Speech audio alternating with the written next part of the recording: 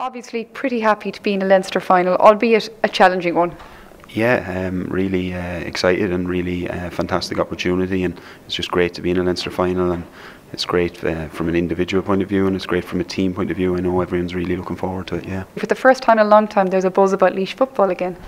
Yeah, it's great, and I think winning does that at any level. I think if you win games, people get behind it, and in many ways it's natural and things look after themselves, and you know, there's never any problems when people are winning. So it's great to see so many young people at the games, and I know, you know, looking out the bus window the last time, there was so many young people, and just sort of they're proud of their county. Hopefully they are, and then obviously they'll speak about it at school, and schools will get involved, and then the natural conversation happens at home, and that's what I mean about the sort of natural flow of winning.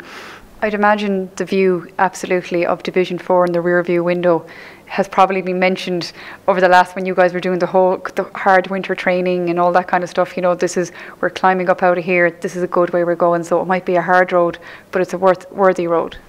Yeah, I think you know, from any level or any age, you want to be trying to get up to the highest level.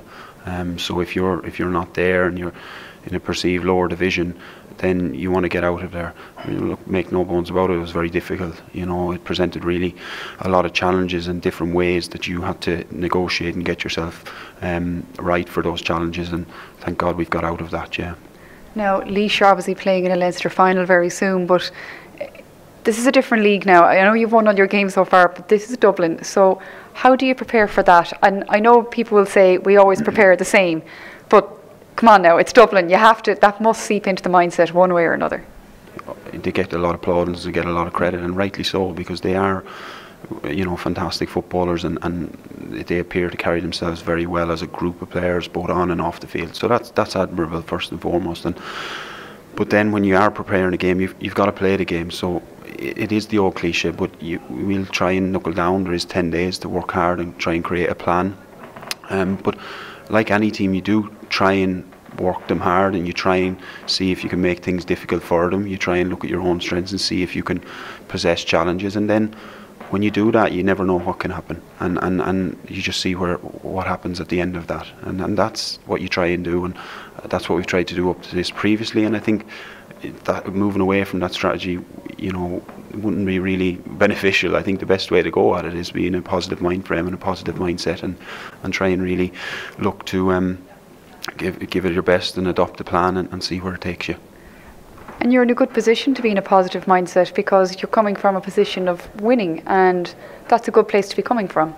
Yeah, I think winning breeds naturally confidence, and so the team will certainly take a lot of positives from that, and not forgetting that there's where we are, as we mentioned previously, where we have come from, that with that you're quite acknowledge that you do need to step up the gears at every level, and every game that you sort of play from the next step on will be higher. But yes, it does bring a bit of confidence, and it brings a positivity, and it brings a good attitude in training. People are excited to train, people are enjoying the sort of programme of football when you are winning, and people are enjoying each other's company, you know.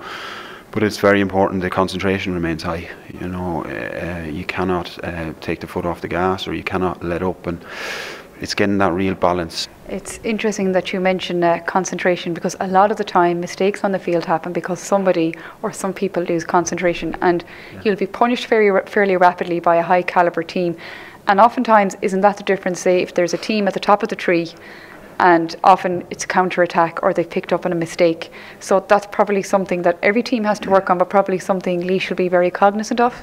Yeah, and I think that's why I say about it doesn't matter the opposition you play, where you try and look after your own house, because otherwise you'll have regret. You know, if you don't look after your own house and you're the one coughing up ball and making mistakes, you're almost, it doesn't matter what team, you're giving them a really strong foothold and an advantage. So the mainstay is to look after your own house, and as I said, to not to try and implement those mistakes. Keep the focus high and keep the concentration high.